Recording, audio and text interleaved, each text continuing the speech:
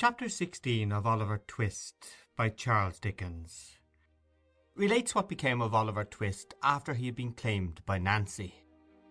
The narrow streets and courts at length terminated in a large open space, scattered about which were pens for beasts and other indications of a cattle market. Sikes slackened his pace when they reached this spot, the girl being quite unable to support any longer the rapid rate at which they had hitherto walked. Turning to Oliver, he roughly commanded him to take hold of Nancy's hand. "Do you hear?" growled Sikes, as Oliver hesitated and looked round. They were in a dark corner, quite out of the track of passengers.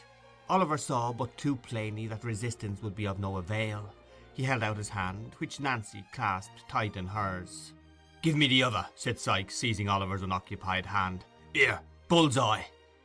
The dog looked up and growled. "See here, boy," said Sikes, putting the other hand to Oliver's throat. "If he speaks ever so soft a word, hold him, do you mind?" The dog growled again, and licking his lips, eyed Oliver as if he were anxious to attach himself to his windpipe without delay.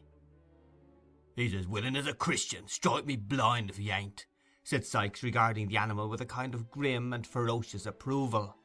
"Now, you know what you've got to expect, master, so call away as quick as you like. The dog'll soon stop that game. Get on, young un." Bull's-eye wagged his tail in acknowledgment of this unusually endearing form of speech, and, giving vent to another admonitory growl for the benefit of Oliver, led the way onward.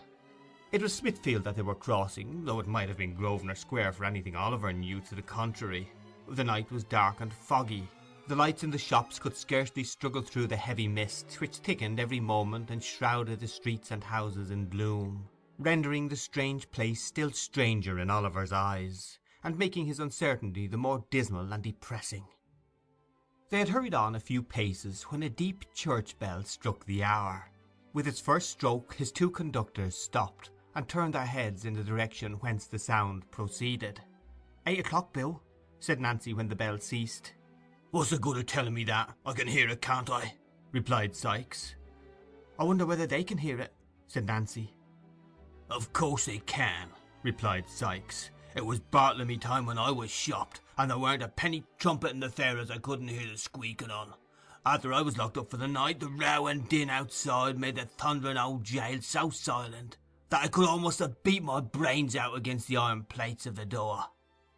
"Poor fellows," said Nancy, who still had her face turned towards the quarter in which the bell had sounded. "Oh, Bill, such fine young chaps as them." "Yes, that's all you women think of," answered Sikes. "Fine young chaps. Well, they're as good as dead, so it don't much matter." With this consolation Mr. Sikes appeared to repress a rising tendency to jealousy, and, clasping Oliver's wrist more firmly, told him to step out again. "Wait a minute," said the girl. "I wouldn't hurry by if it was you that was coming out to be home the next time 8 o'clock struck, Bill. I'd walk round and round the place till I dropped, if the snow was on the ground and I hadn't a shawl to cover me." "And what good will that do?" inquired the unsentimental Mr. Sikes. "Unless you could pitch over a file and 20 yards of good stout rope, you might as well be walking 50 mile off, or not walking at all for the good it would do me. Come on, don't stand preaching there." The girl burst into a laugh, drew her shawl more closely round her, and they walked away. But Oliver felt her hand tremble, and looking up in her face as they passed the gas lamp, saw that it had turned a deadly white. They walked on by little frequented and dirty ways for a full half hour, and meeting very few people, and those appearing from their looks to hold much the same position in society as Mr. Sikes himself. At length they turned into a very filthy narrow street, nearly full of old clothes shops. The dog, running forward as if conscious that there was no further occasion for its keeping guard, stopped before the door of a shop that was closed and apparently untenanted. The house was in a ruinous condition, and on the door was nailed a board intimating that it was to let, which looked as if it had hung there for many years. "All right," cried Sikes, glancing cautiously about. Nancy stooped below the shutters, and Oliver heard the sound of a bell. They crossed to the opposite side of the street, and stood for a few moments under a lamp. A noise as if a sash window were gently raised was heard, and soon afterwards the door softly opened. Mr. Sikes then seized the terrified boy by the collar with very little ceremony, and all three were quickly inside the house. The passage was perfectly dark. They waited while the person who had let them in chained and barred the door. "Anybody here?" inquired Sikes. "No," replied a voice, which Oliver thought he had heard before. "Is the old un here?" asked the robber. "Yes," replied the voice, "and precious down in the mouth he has been. Won't he be glad to see you? Oh, no!" The style of this reply, as well as the voice which delivered it, seemed familiar to Oliver's ears, but it was impossible to distinguish even the form of the speaker in the darkness. "Let's have a glim," said Sikes, "or we shall go breaking our necks, or treading on the dog, who'll look after your legs if you do." "Stand still a moment, and I'll get you one," replied the voice. The receding footsteps of the speaker were heard, and in another minute the form of Mr. John Dawkins, otherwise the Artful Dodger, appeared. He bore in his right hand a tallow candle stuck in the end of a cleft stick. The young gentleman did not stop to bestow any other remark of recognition upon Oliver than a humorous grin, but turning away beckoned the visitors to follow him down a flight of stairs.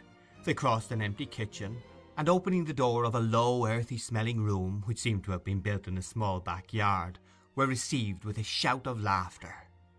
"Oh, my wig, my wig!" cried Master Charlie Bates, from whose lungs the laughter had proceeded. "Here he is! Oh, cry, here he is! Oh, Fagin, look at him! Fagin, do look at him! I can't bear it! It's such a jolly game! I can't bear it! Hold me, somebody, while I laugh it out!" With this irrepressible ebullition of mirth, Master Bates laid himself flat on the floor, and kicked convulsively for 5 minutes in an ecstasy of facetious joy. Then, jumping to his feet, he snatched the cleft stick from the Dodger, and advancing to Oliver, viewed him round and round, while the Jew, taking off his nightcap, made a great number of low bows to the bewildered boy. The Artful, meanwhile, who was of a rather saturnine disposition, and seldom gave way to merriment when it interfered with business, rifled Oliver's pockets with steady assiduity. "Look at his togs, Fagin," said Charlie, putting the light so close to his new jacket as nearly to set him on fire. "Look at his togs! Superfine cloth, and a heavy swell cut. Oh, my eye, what a game! And his books, too. Nothing but a gentleman, Fagin." "Delighted to see you looking so well, my dear," said the Jew, bowing with mock humility. "The Artful shall give you another suit, my dear, for fear you should spoil that Sunday one. Why didn't you write, my dear, and say you were coming? We'd have got something warm for supper." At this Master Bates roared again, so loud that Fagin himself relaxed, and even the Dodger smiled. But as the Artful drew forth a £5 note at that instant, it is doubtful whether the sally of the discovery awakened his merriment. "Hello, what's that?" inquired Sikes, stepping forward as the Jew seized the note. "That's mine, Fagin." "No, no, my dear," said the Jew. "Mine, Bill, mine. You shall have the books." "If that ain't mine," said Bill Sikes, putting on his hat with a determined air, "mine and Nancy's, that is. I'll take the boy back again." The Jew started. Oliver started too, though from a very different cause, for he hoped that the dispute might really end in his being taken back. "Come, hand over, will you?" said Sikes. "This is hardly fair, Bill. Hardly fair, is it, Nancy?" inquired the Jew. "Fair or not fair," retorted Sikes, "hand over, I tell you. Do you think Nancy and me has got nothing else to do with our precious time but to spend it scouting after and kidnapping every young boy as gets grabbed through you? Give it here, you avaricious old skeleton. Give it here." With this gentle remonstrance, Mr. Sikes plucked the note from between the Jew's finger and thumb, and looking the old man coolly in the face, folded it up small, and tied it in his neckerchief. "That's for our share of the trouble," said Sikes, "and not half enough neither. You may keep the books if you're fond of reading. If you ain't, sell 'em." "They're very pretty," said Charlie Bates, who, with sundry grimaces, had been affecting to read one of the volumes in question. "Beautiful writing, isn't it, Oliver?" At sight of the dismayed look with which Oliver regarded his tormentors, Master Bates, who was blessed with a lively sense of the ludicrous, fell into another ecstasy, more boisterous than the first. "They belong to the old gentleman," said Oliver, wringing his hands, "to the good, kind old gentleman who took me into his house and had me nursed when I was near dying of the fever. Oh, pray send them back. Send him back his books and money. Keep me here all my life long, but pray, pray send them back. He'll think I stole them. The old lady, all of them who were so kind to me will think I stole them. Oh, do have mercy upon me and send them back." With these words, which were uttered with all the energy of passionate grief, Oliver fell upon his knees at the Jew's feet and beat his hands together in perfect desperation. "The boy's right," remarked Fagin, looking covertly round and knitting his shaggy eyebrows into a hard knot. "You're right, Oliver, you're right. They will think you have stolen them," chuckled the Jew, rubbing his hands. "It couldn't have happened better if we had chosen our time." "Course it couldn't," replied Sykes. "I know that directly I see them coming through Clerkenwell with the books under his arm. That's all right enough. They're soft-hearted psalm singers that I wouldn't have taken him in at all, and they'll ask no questions after him, fear they should be obliged to prosecute and so get him lagged. He's safe enough." Oliver had looked from one to the other while these words were being spoken, as if he were bewildered and could scarcely understand what passed. But when Bill Sykes concluded, he jumped suddenly to his feet and tore wildly from the room, uttering shrieks for help which made the bare old house echo to the roof. "Keep back the dog, Bill!" cried Nancy, springing before the door and closing it, as the Jew and his two pupils darted out in pursuit. "Keep back the dog! He'll tear the boy to pieces!" "Serve him right!" cried Sykes, struggling to disengage himself from the girl's grasp. "Stand off from me, or I'll split your head against the wall." "I don't care for that, Bill, I don't care for that!" screamed the girl, struggling violently with the man. "The child shan't be torn down by the dog unless you kill me first." "Shan't he?" said Sykes, setting his teeth. "I'll soon do that if you don't keep off." The housebreaker flung the girl from him to the further end of the room, just as the Jew and the two boys returned, dragging Oliver among them. "What's the matter here?" said Fagin, looking round. "The girl's gone mad, I think," replied Sykes savagely. "No, she hasn't," said Nancy, pale and breathless from the scuffle. "No, she hasn't, Fagin. Don't think it." "Then keep quiet, will you?" said the Jew, with a threatening look. "No, I won't do that neither," replied Nancy, speaking very loud. "Come, what do you think of that?" Mr. Fagin was sufficiently well acquainted with the manners and customs of that particular species of humanity to which Nancy belonged, to feel tolerably certain that it would be rather unsafe to prolong any conversation with her at present. With the view of diverting the attention of the company, he turned to Oliver. "So, you wanted to get away, my dear, did you?" said the Jew, taking up a jagged and knotted club which lay in a corner of the fireplace. "Eh?" Oliver made no reply, but he watched the Jew's motions and breathed quickly. "Wanted to get assistance? Called for the police, did you?" sneered the Jew, catching the boy by the arm. "I'll cure you of that, my young master." The Jew inflicted a smart blow on Oliver's shoulder with the club, and was raising it for a second when the girl, rushing forward, wrested it from his hand. She flung it into the fire with a force that brought some of the glowing coals whirling out into the room. "I won't stand by and see it done, Fagin," cried the girl. "You've got the boy, and what more would you have? Let him be, or I shall put that mark on some of you that will bring me to the gallows before my time." The girl stamped her foot violently on the floor as she vented this threat, and with her lips compressed and her hands clenched, looked alternately at the Jew and the other robber, her face quite colourless from the passion of rage into which she had gradually worked herself. "Why, Nancy," said the Jew in a soothing tone, after a pause during which he and Mr. Sykes had stared at one another in a disconcerted manner, You're more clever than ever to-night. My dear, you are acting beautifully." "Am I?" said the girl. "Take care I don't overdo it. You'll be the worse for it, Fagin, if I do.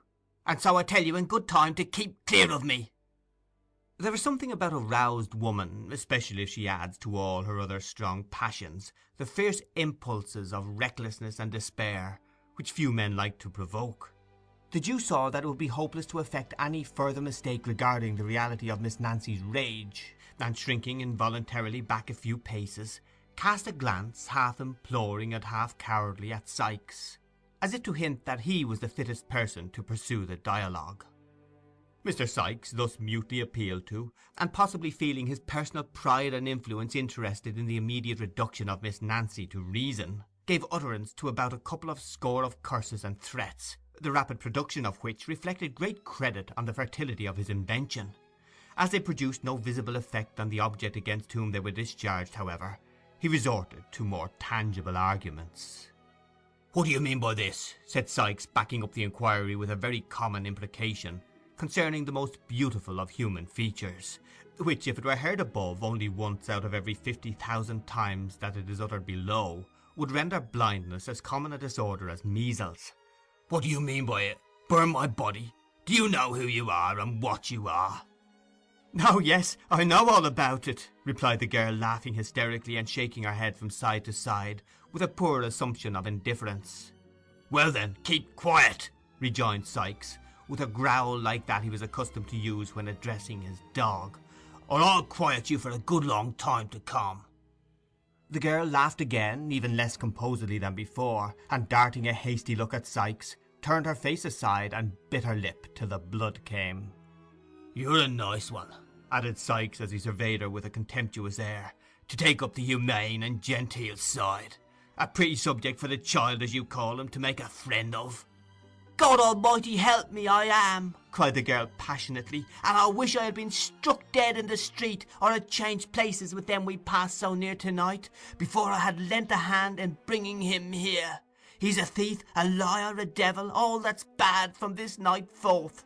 Isn't that enough for the old wretch without blows?" "Come, come, Sikes," said the Jew, appealing to him in a remonstratory tone, and motioning towards the boys, who were eagerly attentive to all that passed. "We must have civil words. Civil words, Bill." "Civil words!" cried the girl, whose passion was frightful to see. "Civil words, you villain! Yes, you deserve 'em from me. I thieved for you when I was a child not half as old as this," pointing to Oliver. "I have been in the same trade and in the same service for 12 years since. Don't you know it? Speak out. Don't you know it?" "Well, well," replied the Jew, with an attempt at pacification, "and if you have, it's your living." "Aye, it is," returned the girl, not speaking, but pouring out the words in one continuous and vehement scream. "It is my living, and the cold, wet, dirty streets of my home, and you're the wretch that drove me into them long ago, and that'll keep me there day and night, till I die." "I shall do you a mischief," interposed the Jew, goaded by these reproaches, "a mischief worse than that, if you say much more." The girl said nothing more, but tearing her hair and dress in a transport of passion, made such a rush at the Jew as would probably have left signal marks of her revenge upon him, had not her wrists been seized by Sikes at the right moment, upon which she made a few ineffectual struggles and fainted. "She's all right now," said Sikes, laying her down in a corner. "She's uncommon strong in the arms when she's up in this way." The Jew wiped his forehead and smiled, as if it were a relief to have the disturbance over, but neither he, nor Sikes, nor the dog, nor the boys seemed to consider it in any other light than a common occurrence, incidental to the business. "It's the worst of having to do with women," said the Jew, replacing his club, "but they're clever, and we can't get on in our line without them. Charlie, show Oliver to bed." "I suppose he'd better not wear his best clothes to-morrow, Fagin, had he?" inquired Charlie Bates. "Certainly not," replied the Jew, reciprocating the grin with which Charlie put the question. Master Bates, apparently much delighted with his commission, took the cleft stick and led Oliver to an adjacent kitchen, where there were 2 or 3 beds on which he had slept before, and here, with many uncontrollable bursts of laughter, he produced the identical old suit of clothes which Oliver had so much congratulated himself upon leaving off at Mr. Brownlow's, and the accidental display of which to Fagin by the Jew who purchased them had been the very first clue received of his whereabouts. "Put off the smart ones," said Charlie, "and I'll give them to Fagin to take care of. What fun it is!" Poor Oliver unwillingly complied. Master Bates, rolling up the new clothes under his arm, departed from the room, leaving Oliver in the dark and locking the door behind him. The noise of Charlie's laughter and the voice of Miss Betsy, who opportunely arrived to throw water over her friend, and perform other feminine offices for the promotion of her recovery, might have kept many people awake under more happy circumstances than those in which Oliver was placed. But he was sick and weary, and he soon fell sound asleep. End of chapter 16.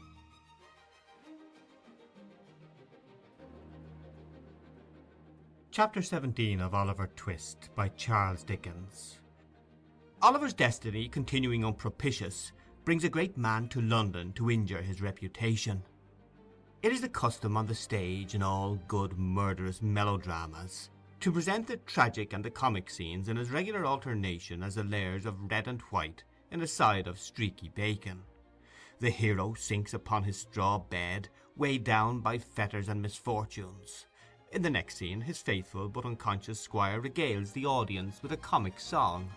We behold with throbbing bosoms the heroine in the grasp of a proud and ruthless baron, her virtue and her life alike in danger, drawing forth her dagger to preserve the one at the cost of the other. And just as our expectations are wrought up to the highest pitch, a whistle is heard, and we are straightway transported to the great hall of the castle, where a grey-headed seneschal sings a funny chorus with a funnier body of vassals, who are free of all sorts of places, from church vaults to palaces, and roam about in company carolling perpetually. Such changes appear absurd, but they are not so unnatural as they would seem at first sight. The transitions in real life from well-spread boards to death-beds, and from mourning weeds to holiday garments, are not a whit less startling, only there we are busy actors instead of passive lookers-on, which makes a vast difference. The actors in the mimic life of the theatre are blind to violent transitions and abrupt impulses of passion or feeling, which, presented before the eyes of mere spectators, are at once condemned as outrageous and preposterous. As sudden shiftings of the scene and rapid changes of time and place are not only sanctioned in books by long usage, but are by many considered as the great art of authorship, an author's skill in his craft being by such critics chiefly estimated with relation to the dilemmas in which he leaves his characters at the end of every chapter, this brief introduction to the present one may perhaps be deemed unnecessary. If so, let it be considered a delicate intimation on the part of the historian that he is going back to the town in which Oliver Twist was born, the reader taking it for granted that there are good and substantial reasons for making the journey, or he would not be invited to proceed upon such an expedition. Mr. Bumble emerged at early morning from the workhouse gate, and walked with portly carriage and commanding steps up the High Street. He was in the full bloom and pride of beadlehood. His cocked hat and coat were dazzling in the morning sun. He clutched his cane with the vigorous tenacity of health and power. Mr. Bumble always carried his head high, but this morning it was higher than usual. There was an abstraction in his eye, an elevation in his air, which might have warned an observant stranger that thoughts were passing in the beadle's mind too great for utterance. Mr. Bumble stopped not to converse with the small shopkeepers and others who spoke to him deferentially as he passed along. He merely returned their salutations with a wave of his hand, and relaxed not in his dignified pace until he reached the farm where Mrs. Mann tended the infant paupers with parochial care. "Drat that beadle," said Mrs. Mann, hearing the well-known shaking at the garden gate. "If it isn't him at this time in the morning. Look, Mr. Bumble, only think of its being you. Well, dear me, it is a pleasure, this is. Come into the parlour, sir, please." The first sentence was addressed to Susan, and the exclamations of delight were uttered to Mr. Bumble, as the good lady unlocked the garden gate and showed him, with great attention and respect, into the house. "Mrs. Mann," said Mr. Bumble, not sitting upon or dropping himself into a seat, as any common jackanapes would, but letting himself gradually and slowly down into a chair. "Mrs. Mann, ma'am, good morning." "Well, and good morning to you, sir," replied Mrs. Mann with many smiles, "and hoping you find yourself well, sir." "So, Mrs. Mann," replied the beadle. "A parochial life is not a bed of roses, Mrs. Mann." "Ah, that it isn't indeed, Mr. Bumble," rejoined the lady, and all the infant paupers might have chorused the rejoinder with great propriety, if they had heard it. "A parochial life, ma'am," continued Mr. Bumble, striking the table with his cane, "is a life of worrit and vexation and hardihood. But all public characters, as I may say, must suffer prosecution." Mrs. Mann, not very well knowing what the beadle meant, raised her hands with a look of sympathy, and sighed. "Ah, you may well sigh, Mrs. Mann," said the beadle. Finding she had done right, Mrs. Mann sighed again, evidently to the satisfaction of the public character, who, repressing a complacent smile by looking sternly at his cocked hat, said, "Mrs. Mann, I am going to London." "Look, Mr. Bumble," cried Mrs. Mann, starting back. "To London, ma'am," resumed the inflexible beadle, "by coach. I and two paupers, Mrs. Mann. A legal action is a-coming on about a settlement, and the board has appointed me, Mrs. Mann, to depose to the matter before the Quarter Sessions at Clerkenwell. And I very much question," added Mr. Bumble, drawing himself up, "whether the Clerkenwell Sessions will not find themselves in the wrong box before they have done with me." "Oh, you mustn't be too hard upon them, sir," said Mrs. Mann coaxingly. "The Clerkenwell Sessions have brought it upon themselves, ma'am," replied Mr. Bumble, "and if the Clerkenwell Sessions find that they come off rather worse than they expected, the Clerkenwell Sessions have only themselves to thank." There was so much determination and depth of purpose about the menacing manner in which Mr. Bumble delivered himself of these words, that Mrs. Mann appeared quite awed by them. At length she said, "You're going by coach, sir? I thought it was always usual to send them paupers in carts." "That's when they're ill, Mrs. Mann," said the beadle. "We put the sick paupers into open carts in the rainy weather, to prevent their taking cold." "Oh," said Mrs. Mann. "The opposition coach contracts for these two, and takes them cheap," said Mr. Bumble. "They are both in a very low state, and we find it would come £2 cheaper to move 'em than to bury 'em, that is, if we can throw 'em upon another parish, which I think we shall be able to do, if they don't die upon the road to spite us." When Mr. Bumble had laughed a little while, his eyes again encountered the cocked hat, and he became grave. "We are forgetting business, ma'am," said the beadle. "Here's your parochial stipend for the month." Mr. Bumble produced some silver money rolled up in paper from his pocket-book, and requested a receipt, which Mrs. Mann wrote. "It's very much blotted, sir," said the farmer of infants, "but it's formal enough, I dare say. Thank you, Mr. Bumble, sir. I am very much obliged to you, I'm sure." Mr. Bumble nodded blandly in acknowledgment of Mrs. Mann's curtsy, and inquired how the children were. "Bless their dear little hearts," said Mrs. Mann with emotion. "They're as well as can be, the dears, of course, except the two that died last week, and little Dick." "Isn't that boy no better?" inquired Mr. Bumble. Mrs. Mann shook her head. "He's a ill-conditioned, vicious, bad-disposed parochial child, that," said Mr. Bumble angrily. "Where is he?" "I'll bring him to you in 1 minute, sir," replied Mrs. Mann. "Here, you, Dick." After some calling, Dick was discovered.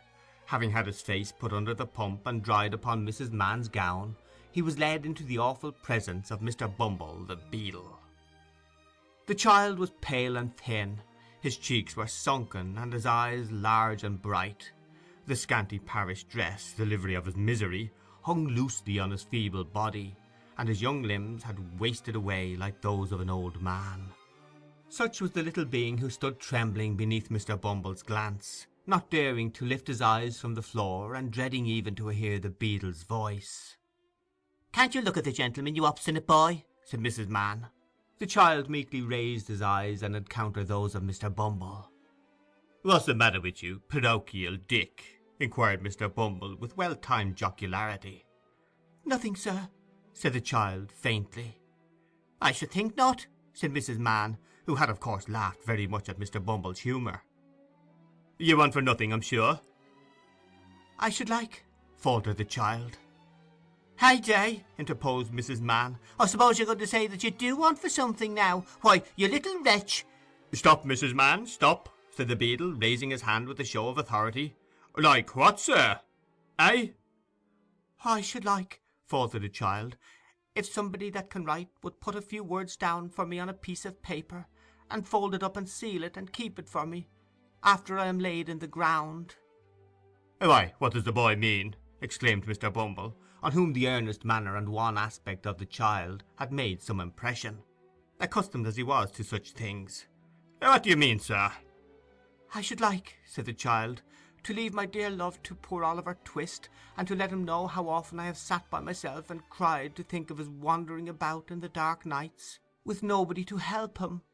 And I should like to tell him," said the child, pressing his small hands together, and speaking with great fervour, "that I was glad to die when I was very young, for perhaps if I had lived to be a man and had grown old, my little sister who is in heaven might forget me or be unlike me, and it would be much happier if we were both children there together." Mr. Bumble surveyed the little speaker from head to foot with indescribable astonishment, and turning to his companion said, "They're all in one story, Mrs. Mann. That outdacious Oliver has demodularized them all." "I couldn't have believed it, sir," said Mrs. Mann, holding up her hands and looking malignantly at Dick. "I never see such a hardened little wretch." "Take him away, ma'am," said the beadle imperiously. "This must be stated to the board, Mrs. Mann." "I hope the gentlemen will understand that it isn't my fault, sir," said Mrs. Mann, whimpering pathetically. "They shall understand that, ma'am. "They shall be acquainted with the true state of the case," said Mr. Bumble. "There, take him away. I can't bear the sight on him." Dick was immediately taken away and locked up in the coal cellar. Mr. Bumble, shortly afterwards, took himself off to prepare for his journey. At 6 o'clock next morning, Mr. Bumble, having exchanged his cocked hat for a round one, and encased his person in a blue greatcoat with a cape to it, took his place on the outside of the coach, accompanied by the criminals whose settlement was disputed, with whom in due course of time he arrived in London. He experienced no other crosses on the way than those which originated in the perverse behaviour of the two paupers, who persisted in shivering and complaining of the cold, in a manner which Mr. Bumble declared caused his teeth to chatter in his head, and made him feel quite uncomfortable, although he had a great coat on. Having disposed of these evil-minded persons for the night, Mr. Bumble sat himself down in the house at which the coach stopped, and took a temperate dinner of steaks, oyster sauce, and porter.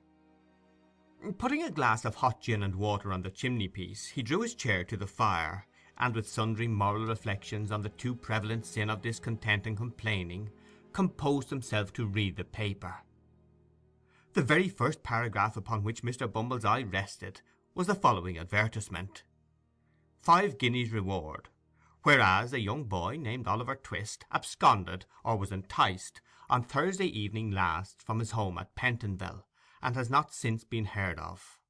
The above reward will be paid to any person who will give such information as will lead to the discovery of the said Oliver Twist, or tend to throw any light upon his previous history, in which the advertiser is, for many reasons, warmly interested. And then followed a full description of Oliver's dress, person, appearance, and disappearance, with the name and address of Mr. Brownlow at full length. Mr. Bumble opened his eyes, read the advertisement slowly and carefully 3 several times, and in something more than 5 minutes was on his way to Pentonville, having actually in his excitement left the glass of hot gin and water untasted. "Is Mr. Brownlow at home?" inquired Mr. Bumble of the girl who opened the door. To this inquiry the girl returned the not uncommon, but rather evasive reply of, "I don't know. Where do you come from?" Mr. Bumble no sooner uttered Oliver's name in explanation of his errand than Mrs. Bedwin, who had been listening at the parlour door, hastened into the passage in a breathless state. Come in," said the old lady. "I knew we should hear of him. Poor dear, I knew we should. I was certain of it. Bless his heart. I said so all along." Having said this, the worthy old lady hurried back into the parlour again, and seating herself on a sofa, burst into tears. The girl, who was not quite so susceptible, had run upstairs meanwhile, and now returned with a request that Mr. Bumble would follow her immediately, which he did. He was shown into the little back study, where sat Mr. Brownlow and his friend Mr. Grimwig, with decanters and glasses before them.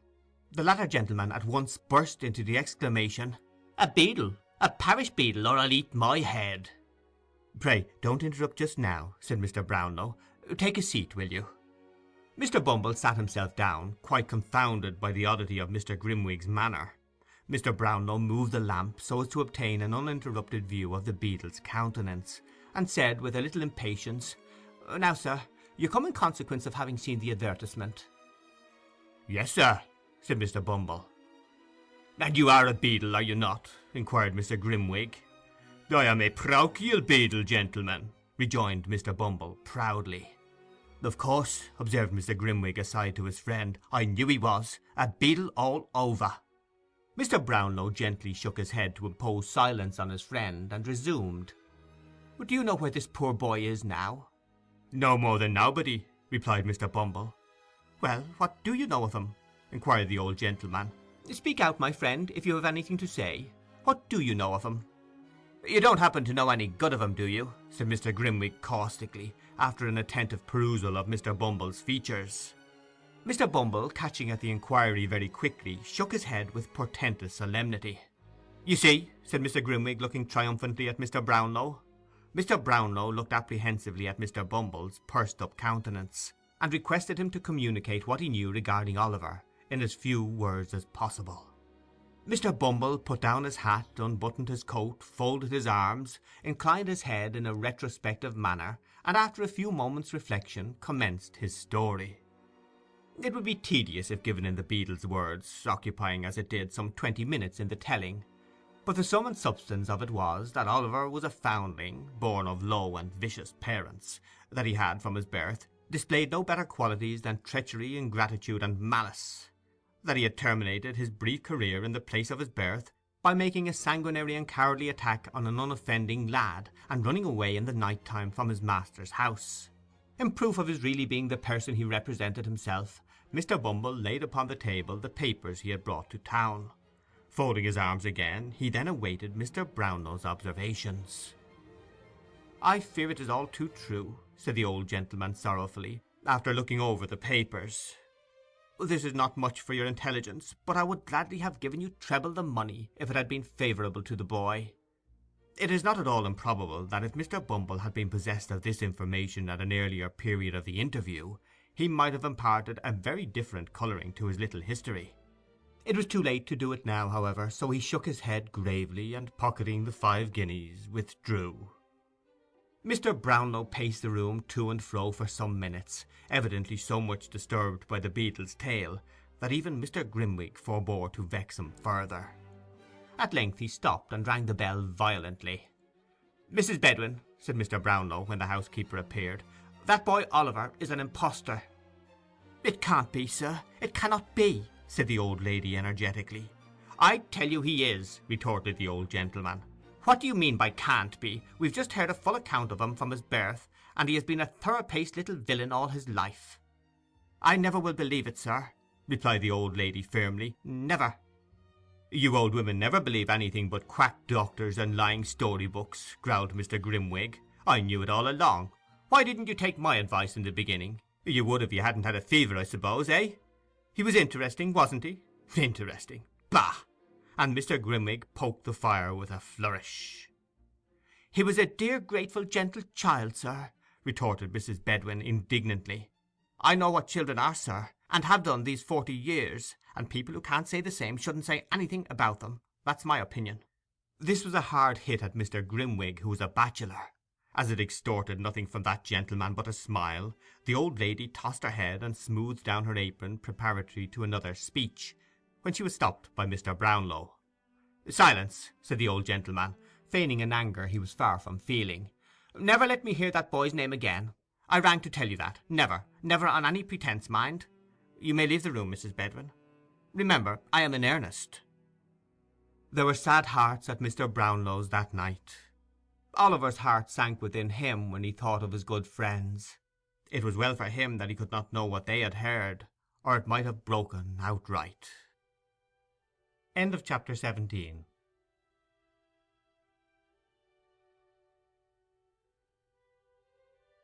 Chapter 18 of Oliver Twist, by Charles Dickens.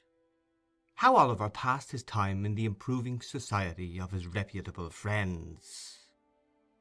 About noon next day, when the Dodger and Master Bates had gone out to pursue their customary avocations, Mr. Fagin took the opportunity of reading Oliver a long lecture on the crying sin of ingratitude, of which he clearly demonstrated he had been guilty, to no ordinary extent, in wilfully absenting himself from the society of his anxious friends, and still more in endeavouring to escape from them after so much trouble and expense had been incurred in his recovery.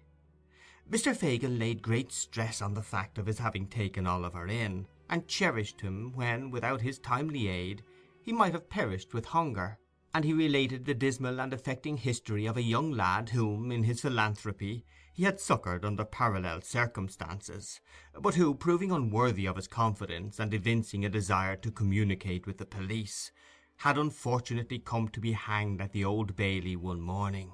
Mr. Fagin did not seek to conceal his share in the catastrophe, but lamented with tears in his eyes that the wrong-headed and treacherous behaviour of the young person in question had rendered it necessary that he should become the victim of certain evidence for the Crown, which, if it were not precisely true, was indispensably necessary for the safety of him, Mr. Fagin, and a few select friends.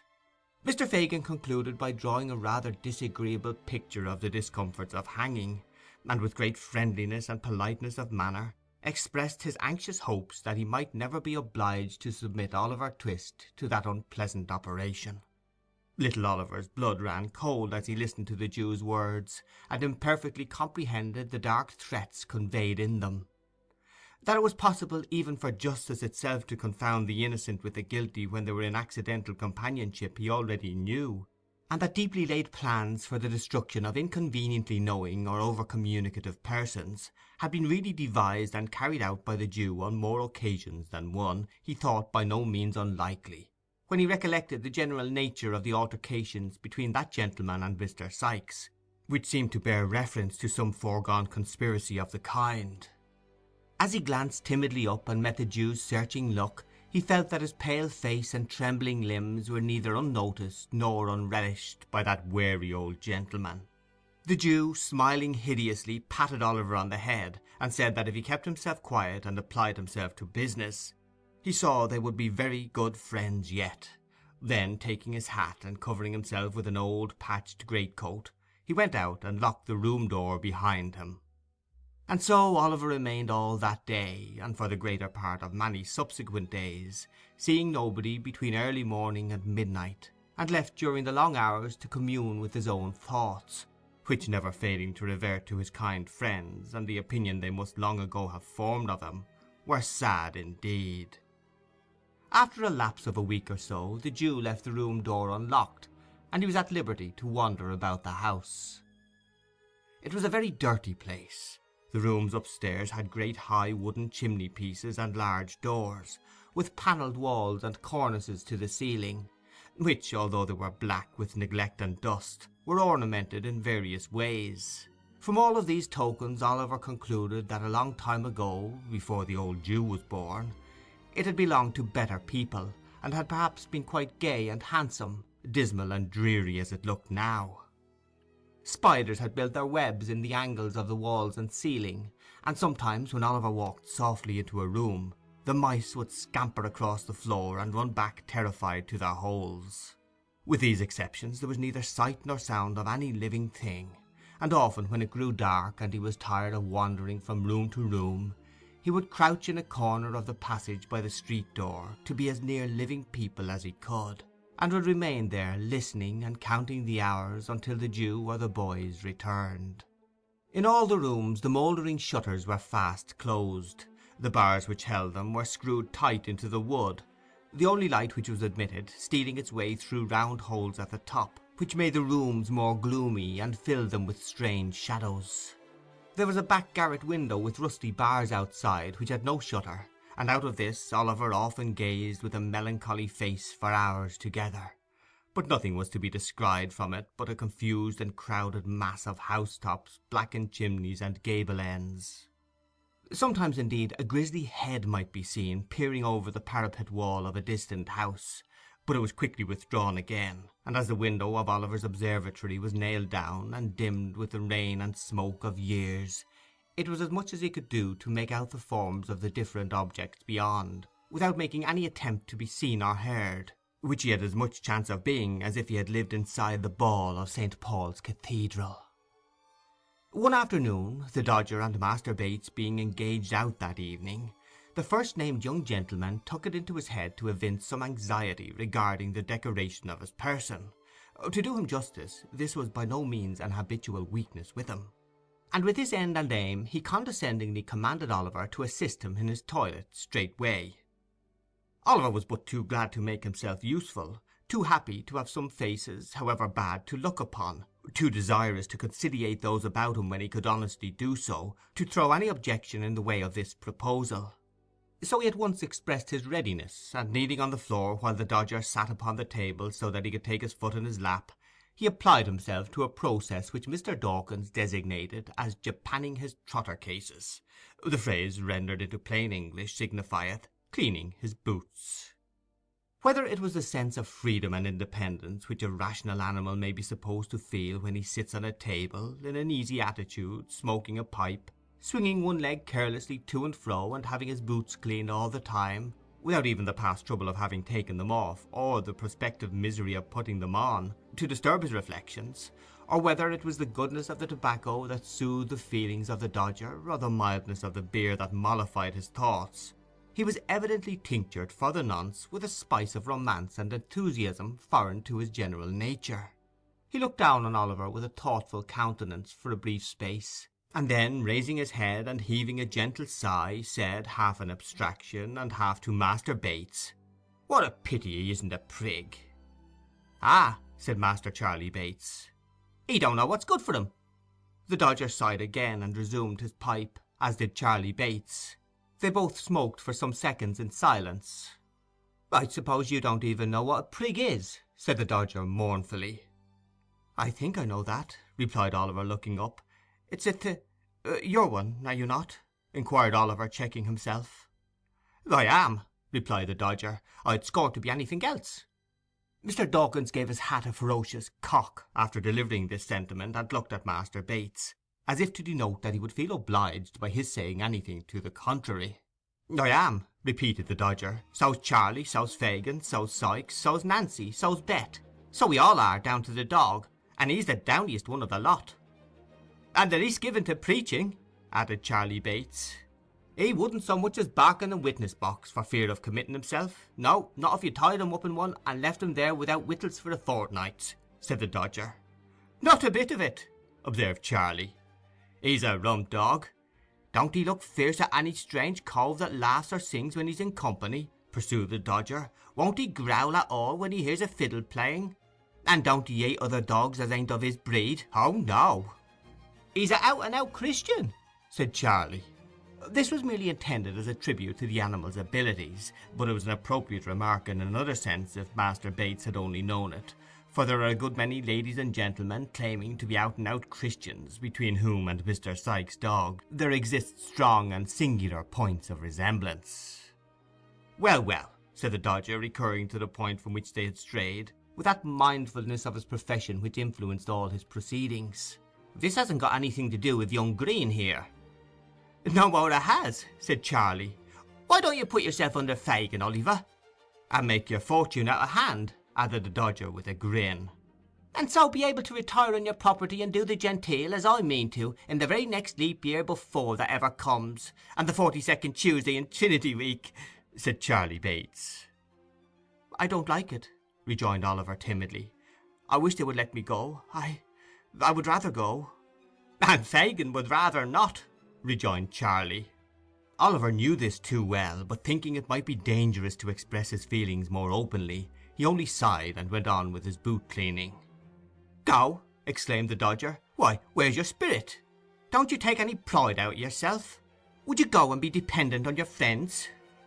"Oh, blow that," said Master Bates, drawing 2 or 3 silk handkerchiefs from his pocket and tossing them into a cupboard.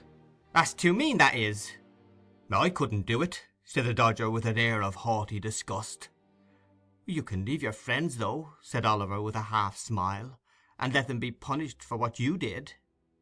"That," rejoined the Dodger with a wave of his pipe, "that was all out of consideration for Fagin, 'cause the traps know that we worked together, and he might have got into trouble if we hadn't made our lucky. That was the move, wasn't it, Charlie?" Master Bates nodded assent, and would have spoken, but the recollection of Oliver's flight came so suddenly upon him that the smoke he was inhaling got entangled with a laugh, and went up into his head and down into his throat, and brought on a fit of coughing and stamping about 5 minutes long.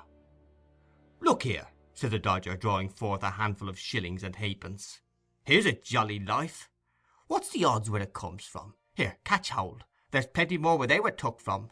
You won't you? Oh, you precious flat." "It's naughty, ain't it, Oliver?" inquired Charlie Bates. "He'll come to be scragged, won't he?"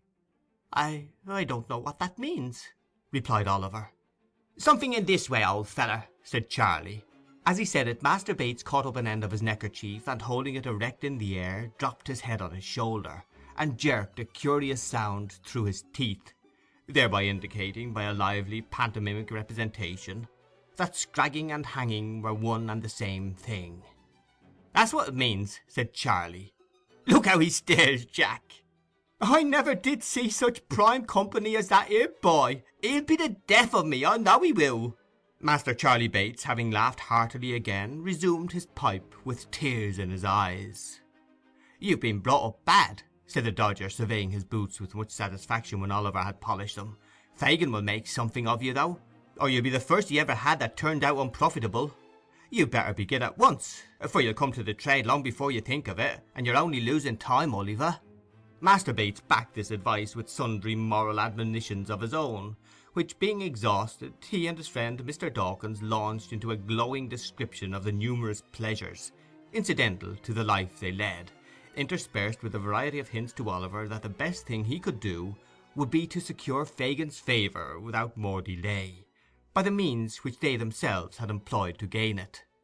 "And always put this in your pipe, Nolly," said the Dodger, as the Jew was heard unlocking the door above. "If you don't take fogels and tickers—" "What's the good of talking that way?" interposed Master Bates. "He don't know what you mean." "If you don't take pocket handkerchiefs and watches," said the Dodger, reducing his conversation to the level of Oliver's capacity, "some other cove will, so that the cove that loses 'em will be all the worse. And you'll be all the worse too, and nobody half a ha'porth the better, except the chaps what gets them. And you've just as good a right to them as they have." To be sure," said the Jew, who had entered unseen by Oliver. "It all lies in a nutshell, my dear, in a nutshell. Take the Dodger's word for it. He understands the catechism of his trade."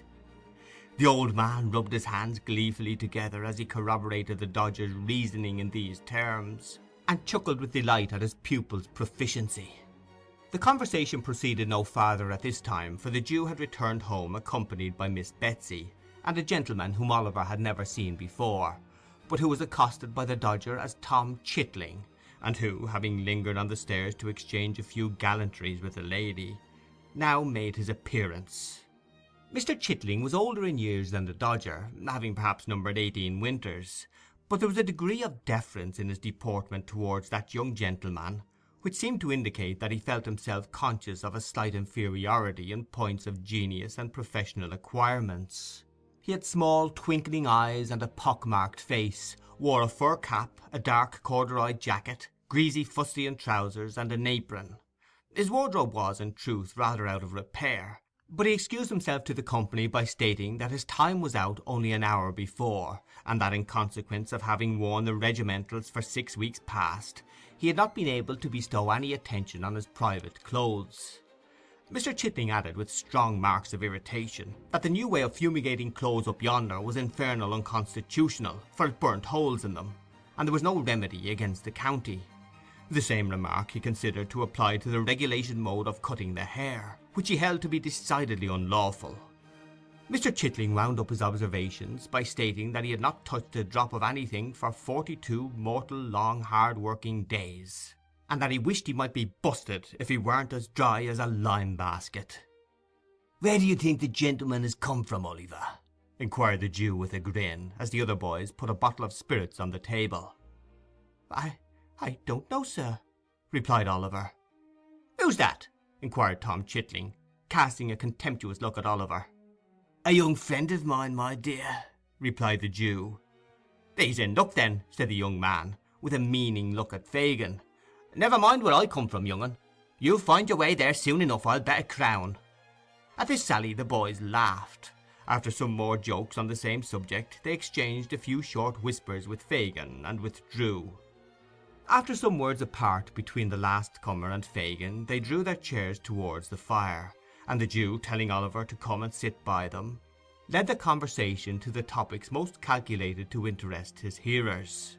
These were the great advantages of the trade, the proficiency of the Dodger, the amiability of Charley Bates, and the liberality of the Jew himself. At length these subjects displayed signs of being thoroughly exhausted, and Mr. Chitling did the same, for the house of correction becomes fatiguing after a week or two. Miss Betsy accordingly withdrew, and left the party to their repose.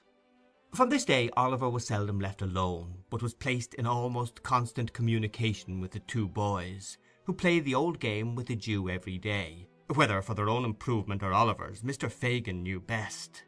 At other times the old man would tell them stories of robberies he had committed in his younger days, mixed up with so much that was droll and curious that Oliver could not help laughing heartily, and showing that he was amused in spite of all his better feelings.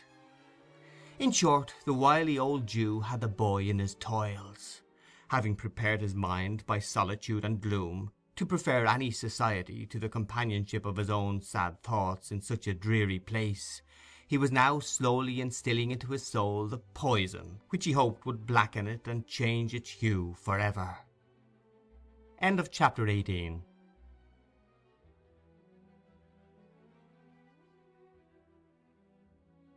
Chapter 19 of Oliver Twist by Charles Dickens, in which a notable plan is discussed and determined on.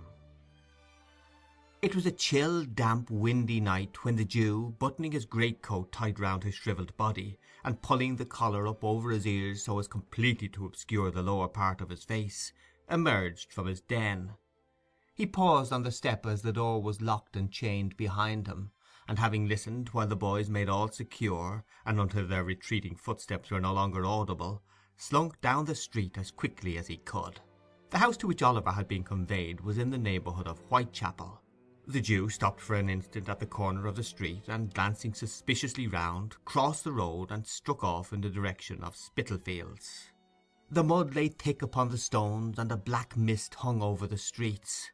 The rain fell sluggishly down, and everything felt cold and clammy to the touch. It seemed just the night when it befitted such a being as the Jew to be abroad. As he glided stealthily along, creeping beneath the shelter of the walls and doorways, the hideous old man seemed like some loathsome reptile, engendered in the slime and darkness through which he moved, crawling forth by night in search of some rich offal for a meal. He kept on his course through many winding and narrow ways until he reached Bethnal Green. Then, turning suddenly off to the left, he soon became involved in a maze of the mean and dirty streets which abound in that close and densely populated quarter.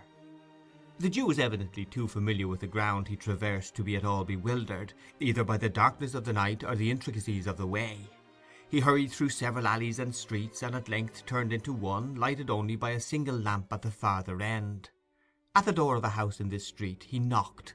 Having exchanged a few muttered words with the person who opened it, he walked upstairs. A dog growled as he touched the handle of a room door, and a man's voice demanded who was there. "Only me, Bill, only me, my dear," said the Jew, looking in. "Bring your body in, then," said Sikes. "Lie down, you stupid brute. Don't you know the devil when he's got a greatcoat on?"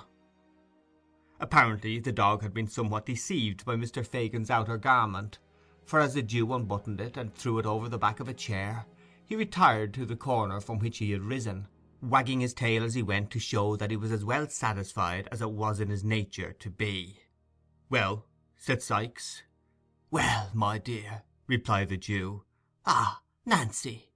The latter recognition was uttered with just enough embarrassment to imply a doubt of its reception, for Mr. Fagin and his young friend had not met since he had interfered in behalf of Oliver. All doubts upon the subject, if he had any, were speedily removed by the young lady's behaviour. She took her feet off the fender, pushed back her chair, and bade Fagin to draw up his, without saying more about it, for it was a cold night and no mistake. "It is cold, Nancy dear," said the Jew as he warmed his skinny hands over the fire. "It seems to go right through one," added the old man, touching his side. "It must be a piercer if it finds its way through your heart," said Mr. Sikes.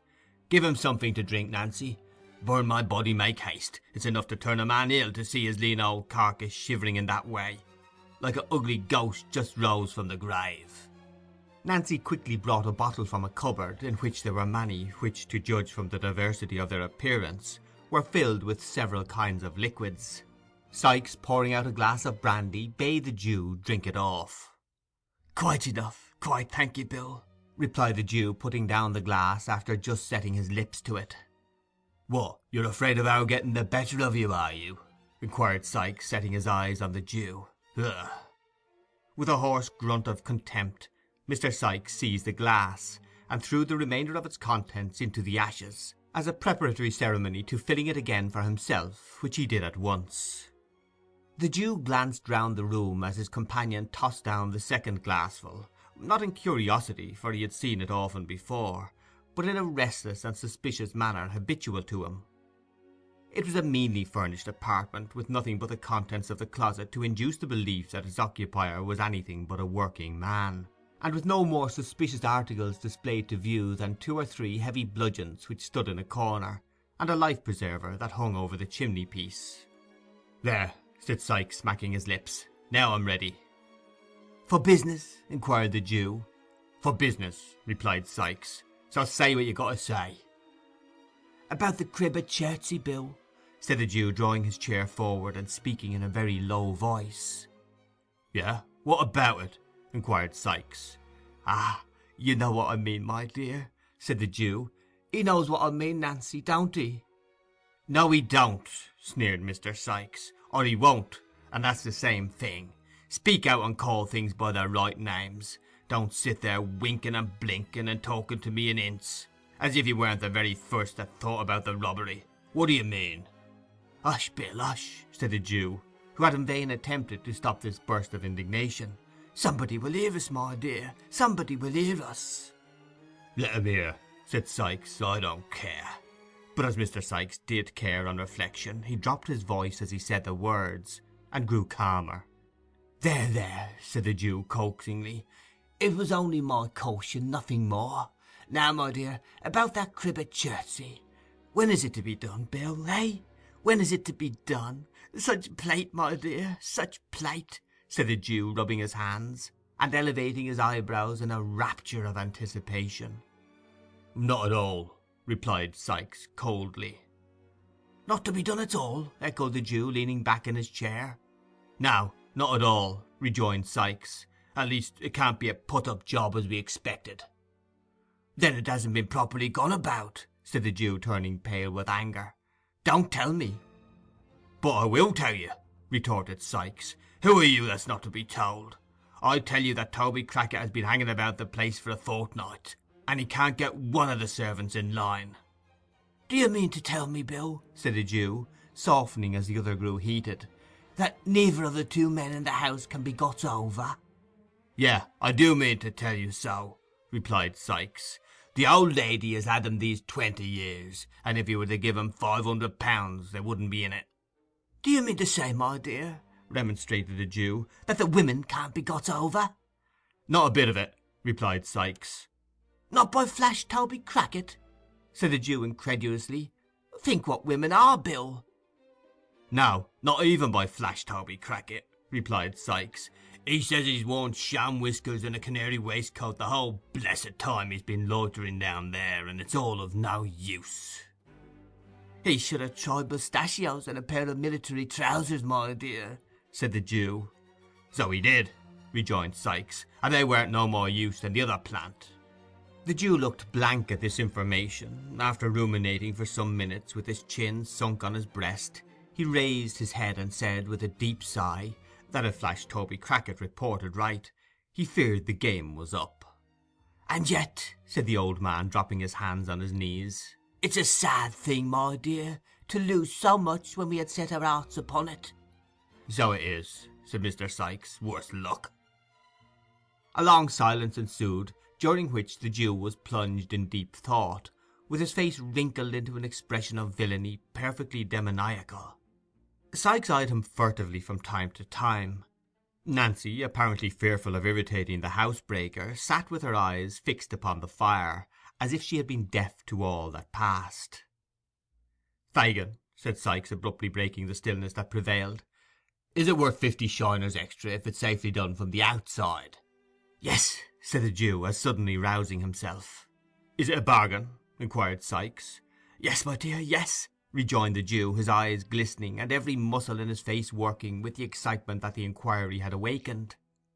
"Then," said Sikes, thrusting aside the Jew's hand with some disdain, "let it come off as soon as you like.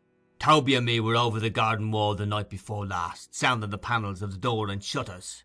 The crib's barred up like a jail at night, but there's one part we can crack safe and softly." "Which is that, Bill?" asked the Jew eagerly. "Why," whispered Sikes, "as you cross the lawn." "Yes," said the Jew, bending his head forward, with his eyes almost starting out of it. "Huh," said Sikes, stopping short as the girl, scarcely moving her head, looked suddenly round and pointed for an instant to the Jew's face. "Never mind which part it is. You can't do it without me, I know. But it's best to be on the safe side when one deals with you."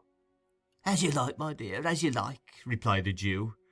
"Is there no help wanted but yours and Toby's?" "None," replied Sikes, "except the centre bit and a boy. The first we both got, and the second you must find us." "A boy!" exclaimed the Jew.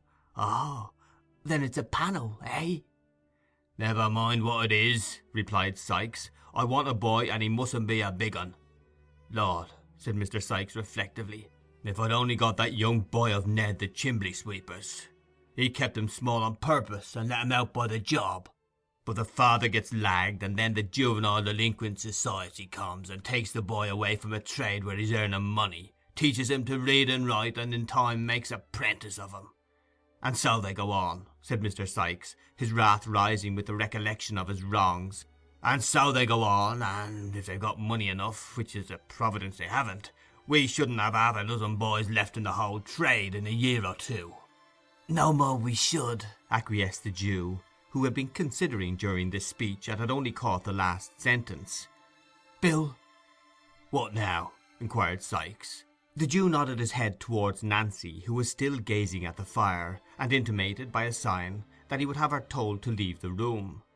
Sikes shrugged his shoulders impatiently, as if he thought the precaution unnecessary, but complied nevertheless by requesting Miss Nancy to fetch him a jug of beer. "You don't want any beer," said Nancy, folding her arms and retaining her seat very composedly. "I tell you I do," replied Sikes. "Nonsense," rejoined the girl coolly. "Go on, Fagin. I know what he's going to say, Bill. He needn't mind me." The Jew still hesitated. Sikes looked from one to the other in some surprise. "Why, you don't mind the old girl, do you, Fagin?" he asked at length. "You've known her long enough to trust her, or the devil's in it. She ain't one to blab, are you, Nancy?" "I should think not," replied the young lady, drawing her chair up to the table and putting her elbows upon it. No, my dear, I know you're not," said the Jew. "But—" and again the old man paused. "But what?" inquired Sikes. "I didn't know whether she might perhaps be out of sorts, you know, my dear, as she was the other night," replied the Jew. At this confession Miss Nancy burst into a loud laugh, and swallowing a glass of brandy shook her head with an air of defiance, and burst into sundry exclamations of "Keep the game a-going," "Never say die," and the like. These seemed to have the effect of reassuring both gentlemen, for the Jew nodded his head with a satisfied air, and resumed his seat, as did Mr. Sikes likewise. "Now, Fagin," said Nancy with a laugh, "tell Bill at once about Oliver." "Ha, you're a clever one, my dear, the sharpest girl I ever saw," said the Jew, patting her on the neck. "It was about Oliver I was going to speak, sure enough." "What about him?" demanded Sikes. "He's the boy for you, my dear," replied the Jew in a hoarse whisper, laying his finger on the side of his nose and grinning frightfully. "He!" exclaimed Sikes.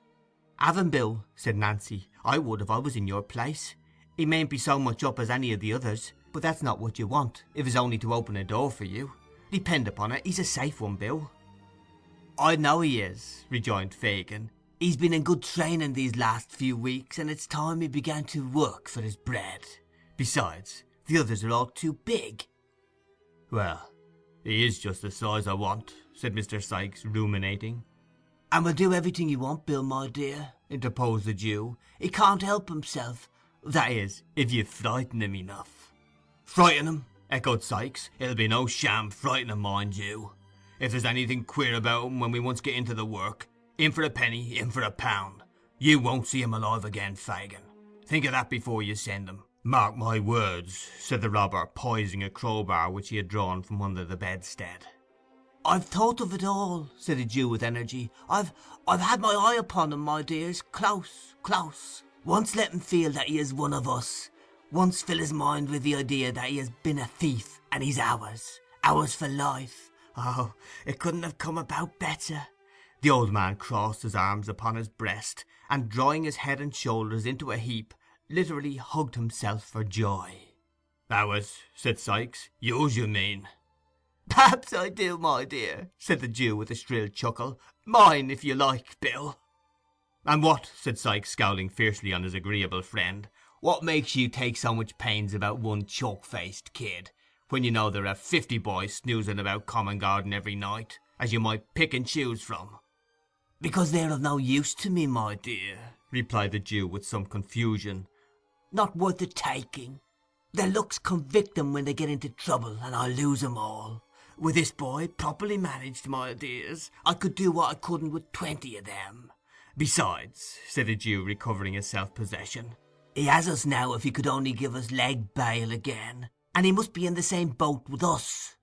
Never mind how he came there, it's quite enough for my power over him that he was in a robbery. That's all I want. Now, how much better this is than being obliged to put the poor little boy out of the way, which would be dangerous, and we should lose by it besides. When is it to be done? Asked Nancy, stopping some turbulent exclamation on the part of Mr. Sikes, expressive of the disgust with which he received Fagin's affectation of humanity. Ah, to be sure, said the Jew. When is it to be done, Bill? I planned with Toby the night after tomorrow, rejoined Sikes in a surly voice, if he heard nothing from me to the contrary. Good, said the Jew. There's no moon. No, rejoined Sikes. It's all arranged about bringing off the swag, is it? asked the Jew. Sikes nodded. And about... Oh, it's all planned, rejoined Sikes, interrupting him. Never mind particulars. You'd better bring the boy here tomorrow night. I shall get off the stone an hour after daybreak. Then you hold your tongue and keep the melting pot ready, and that's all you have to do. After some discussion, in which all three took an active part, it was decided that Nancy should repair to the Jew's next evening when the night had set in, and bring Oliver away with her, Fagin craftily observing that if he evinced any disinclination to the task, he would be more willing to accompany the girl who had recently interfered in his behalf than anybody else. It was also solemnly arranged that poor Oliver should, for the purposes of the contemplated expedition, be unreservedly consigned to the care and custody of Mr. William Sikes, and further that the said Sikes should deal with him as he thought fit, and should not be held responsible by the Jew for any mischance or evil that might be necessary to visit him, it being understood that, to render the compact in this respect binding, any representations made by Mr. Sikes on his return should be required to be confirmed and corroborated in all important particulars by the testimony of Flash Toby Crackit. These preliminaries adjusted, Mr. Sikes proceeded to drink brandy at a furious rate, and to flourish the crowbar in an alarming manner, yelling forth at the same time most unmusical snatches of song, mingled with wild execrations. At length, in a fit of professional enthusiasm, he insisted upon producing his box of house-breaking tools, which he had no sooner stumbled in with and opened for the purpose of explaining the nature and properties of the various implements it contained, and the particular beauties of their construction, than he fell over the box upon the floor and went to sleep where he fell. "Good night, Nancy," said the Jew, muffling himself up as before. "Good night." Their eyes met, and the Jew scrutinized her narrowly. There was no flinching about the girl. She was as true and earnest in the matter as Toby Crackit himself could be. The Jew again bade her good night, and bestowing a sly kick upon the prostrate form of Mr. Sikes while her back was turned, groped downstairs. "Always the way," muttered the Jew to himself as he turned homeward. "The worst of these women is that a very little thing serves to call up some long-forgotten feeling, and the best of them is that it never lasts. The man against the child for a bag of gold." Beguiling the time with these pleasant reflections, Mr. Fagin wended his way through mud and mire to his gloomy abode, where the Dodger was sitting up impatiently awaiting his return. "Is Oliver abed? I want to speak to him," was his first remark as they descended the stairs. "Hours ago," replied the Dodger, throwing open a door. "Here he is." The boy was lying fast asleep on a rude bed on the floor, so pale with anxiety and sadness, and the closeness of his prison, that he looked like death. Not death as it shows in a shroud and coffin, but in the guise it wears when life has just departed, when a young and gentle spirit has but an instant fled to heaven, and the gross air of the world has not had time to breathe upon the changing dust it hallowed. "Not now," said the Jew, turning softly away. "Tomorrow. Tomorrow." End of chapter 19. Chapter 20 of Oliver Twist, by Charles Dickens. Wherein Oliver is delivered over to Mr. William Sikes. When Oliver awoke in the morning, he was a good deal surprised to find that a new pair of shoes, with strong, thick soles, had been placed at his bedside, and that his old shoes had been removed. At first he was pleased with the discovery, hoping that it might be the forerunner of his release. But such thoughts were quickly dispelled on his sitting down to breakfast along with the Jew, who told him, in a tone and manner which increased his alarm, that he was to be taken to the residence of Bill Sikes that night. To stop there, sir?" asked Oliver anxiously. "No, no, my dear, not to stop there," replied the Jew. "We wouldn't like to lose you. Don't be afraid, Oliver. You shall come back to us again. We wouldn't be so cruel as to send you away, my dear. Oh, no, no." The old man, who was stooping over the fire toasting a piece of bread, looked round as he bantered Oliver thus, and chuckled as if to show that he knew he would still be very glad to get away if he could. "I suppose," said the Jew, fixing his eyes on Oliver, "you want to know what you're going to Bill's for, eh, my dear?" Oliver coloured involuntarily, to find that the old thief had been reading his thoughts, but boldly said yes, he did want to know. "What do you think?" inquired Fagin, parrying the question. "Indeed, I don't know, sir," replied Oliver. "Bah!" said the Jew, turning away with a disappointed countenance from a close perusal of the boy's face. "Wait till Bill tells you, then." The Jew seemed much vexed by Oliver's not expressing any greater curiosity on the subject, but the truth is that, although Oliver felt very anxious, he was too much confused by the earnest cunning of Fagin's looks and his own speculations to make any further inquiries just then. He had no other opportunity, for the Jew remained very surly and silent till night, when he prepared to go abroad. "You may burn a candle," said the Jew, putting one upon the table, "and here's a book for you to read till they come to fetch you. Good night." "Good night," replied Oliver softly. The Jew walked to the door, looking over his shoulder at the boy as he went. Suddenly stopping, he called him by his name. Oliver looked up. The Jew, pointing to the candle, motioned him to light it. He did so, and as he placed the candlestick upon the table, saw that the Jew was gazing fixedly at him, with lowering and contracted brows, from the dark end of the room. "Take heed, Oliver, take heed," said the old man, shaking his right hand before him in a warning manner. "He's a rough man, and thinks nothing of blood when his own is up. Whatever falls out, say nothing, and do what he bids you, mind." Placing a strong emphasis on the last word, he suffered his features gradually to resolve themselves into a ghastly grin, and, nodding his head, left the room. Oliver leaned his head upon his hand when the old man disappeared, and pondered with a trembling heart on the words he had just heard. The more he thought of the Jew's admonition, the more he was at a loss to divine its real purpose and meaning. He could think of no bad object to be attained by sending him to Sikes, which would not be equally well answered by his remaining with Fagin, and after meditating a long time, concluded that he had been selected to perform some ordinary menial offices for the housebreaker, until another boy, better suited for his purpose, could be engaged. He was too well accustomed to suffering, and had suffered too much where he was, to bewail the prospect of change very severely. He remained lost in thought for some minutes, and then, with a heavy sigh, snuffed the candle, and taking up the book which the Jew had left with him, began to read. He turned over the leaves, carelessly at first, but lighting on a passage which attracted his attention, he soon became intent upon the volume. It was a history of the lives and trials of great criminals, and the pages were soiled and thumbed with use. Here he read of dreadful crimes that made the blood run cold, of secret murders that had been committed by the lonely wayside, of bodies hidden from the eye of man in deep pits and wells, which would not keep them down, deep as they were, but had yielded them up at last after many years, and so maddened the murderers with the sight, that in their horror they had confessed their guilt, and yelled for the gibbet to end their agony. Here, too, he read of men who, lying in their beds at dead of night, had been tempted, or so they said, and led on by their own bad thoughts, to such dreadful bloodshed as it made the flesh creep and the limbs quail to think of. The terrible descriptions were so real and vivid that the sallow pages seemed to turn red with gore, and the words upon them to be sounded in his ears as if they were whispered in hollow murmurs by the spirits of the dead. In a paroxysm of fear the boy closed the book and thrust it from him. Then, falling upon his knees, he prayed to heaven to spare him from such deeds, and rather to will that he should die at once than be reserved for crimes so fearful and appalling.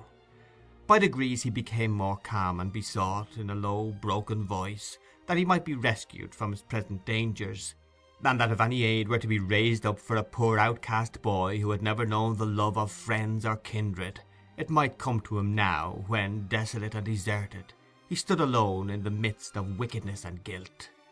He had concluded his prayer, but still remained with his head buried in his hands, when a rustling noise aroused him. "What's that?" he cried, starting up and catching sight of a figure standing by the door. "Who's there?" "Me, only me," replied a tremulous voice. Oliver raised the candle above his head and looked towards the door. It was Nancy. "Put down the light," said the girl, turning away her head. "It hurts my eyes." Oliver saw that she was very pale, and gently inquired if she were ill. The girl threw herself into a chair with her back towards him, and wrung her hands, but made no reply. "God forgive me," she cried after a while. "I never thought of this." "Has anything happened?" asked Oliver. "Can I help you? I will if I can. I will indeed." She rocked herself to and fro, caught her throat, and uttering a gurgling sound, gasped for breath. "Nancy," cried Oliver, "what is it?" The girl beat her hands upon her knees and her feet upon the ground, and suddenly stopping, drew her shawl close round her, and shivered with cold.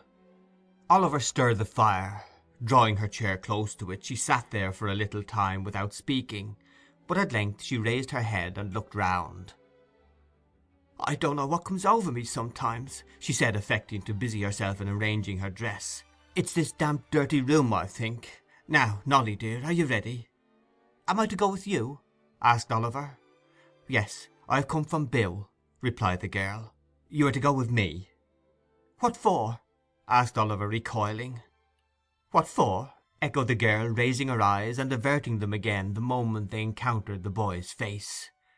"Oh, for no harm." "I don't believe it," said Oliver, who had watched her closely. "Have it your own way," rejoined the girl, affecting to laugh. "For no good, then." Oliver could see that he had some power over the girl's better feelings, and for an instant thought of appealing to her compassion for his helpless state.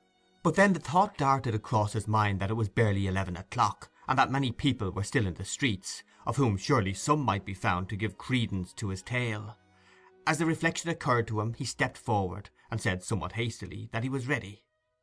Neither his brief consideration nor its purport was lost on his companion. She eyed him narrowly while he spoke, and cast upon him a look of intelligence which sufficiently showed that she guessed what had been passing in his thoughts. "Hush!" said the girl, stooping over him and pointing to the door as she looked cautiously round. "You can't help yourself. I've tried hard for you, but all to no purpose. You are edged round and round. If you ever are to get loose from here, this is not the time."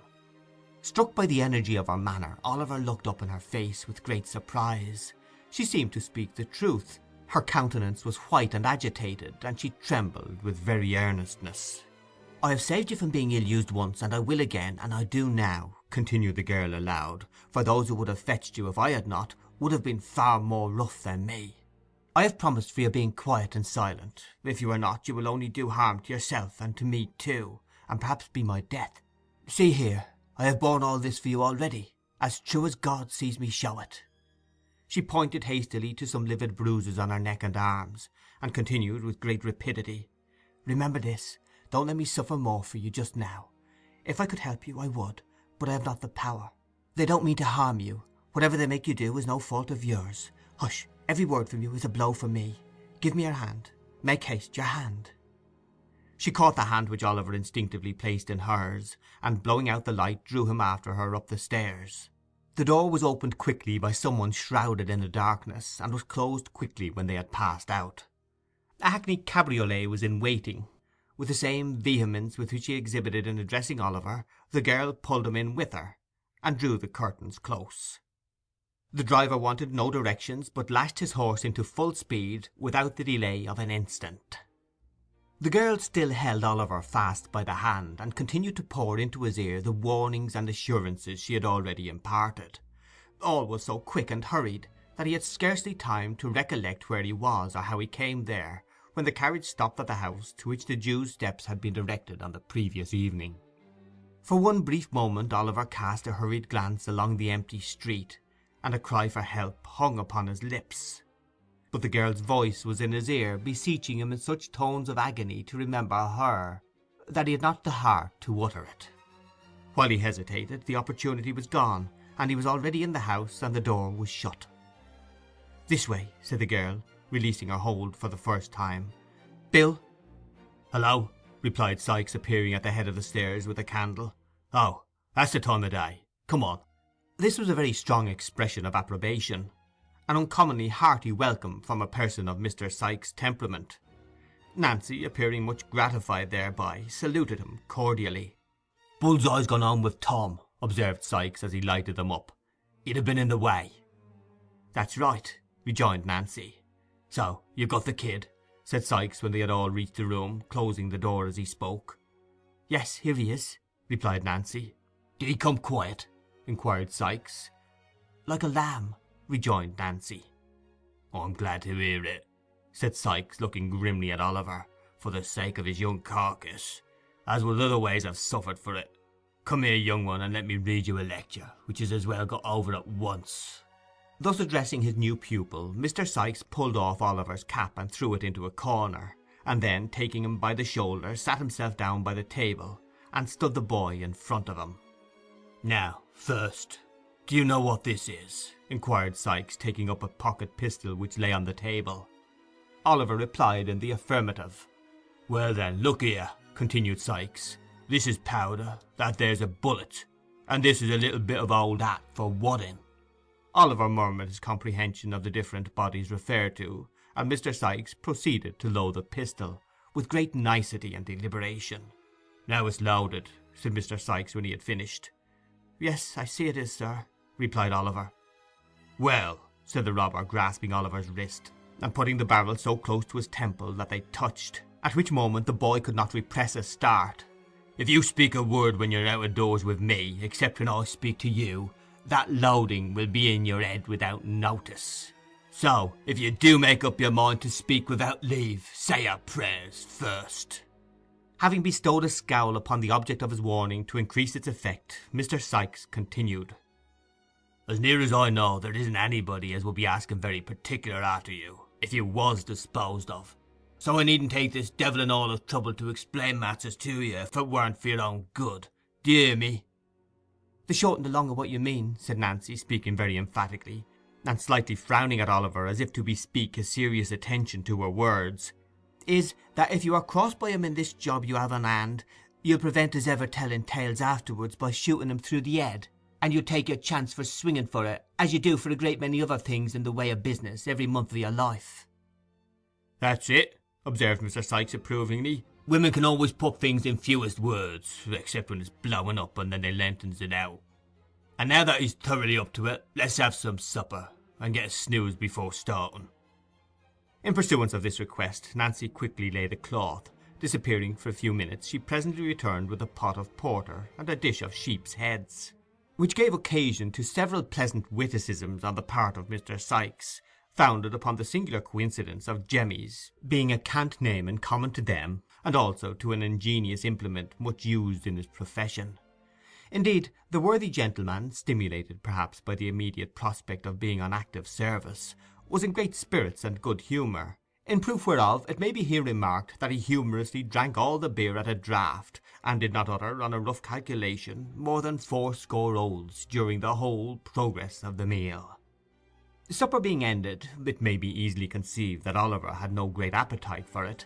Mr. Sikes disposed of a couple of glasses of spirits and water, and threw himself on the bed, ordering Nancy, with many imprecations in case of failure, to call him at 5 precisely. Oliver stretched himself in his clothes, by command of the same authority, on a mattress upon the floor, and the girl, mending the fire, sat before it in readiness to rouse them at the appointed time. For a long time Oliver lay awake, thinking it not impossible that Nancy might seek that opportunity of whispering some further advice, but the girl sat brooding over the fire without moving, save now and then to trim the light. Weary with watching and anxiety, he at length fell asleep. When he awoke, the table was covered with tea things, and Sikes was thrusting various articles into the pockets of his greatcoat, which hung over the back of a chair. Nancy was busily engaged in preparing breakfast. It was not yet daylight, for the candle was still burning, and it was quite dark outside. A sharp rain, too, was beating against the window panes, and the sky looked black and cloudy. "Now then," growled Sikes, as Oliver started up, "5:30. Look sharp or you'll get no breakfast, for it's late as it is." Oliver was not long in making his toilet. Having taken some breakfast, he replied to a surly inquiry from Sikes by saying that he was quite ready.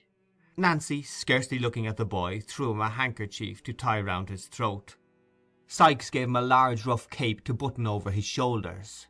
Thus attired, he gave his hand to the robber, who, merely pausing to show him with a menacing gesture that he had that same pistol in the side pocket of his greatcoat, clasped it firmly in his, and exchanging a farewell with Nancy, led him away. Oliver turned for an instant when they reached the door, in the hope of meeting a look from the girl. But she had resumed her old seat in front of the fire, and sat perfectly motionless before it. End of chapter 20.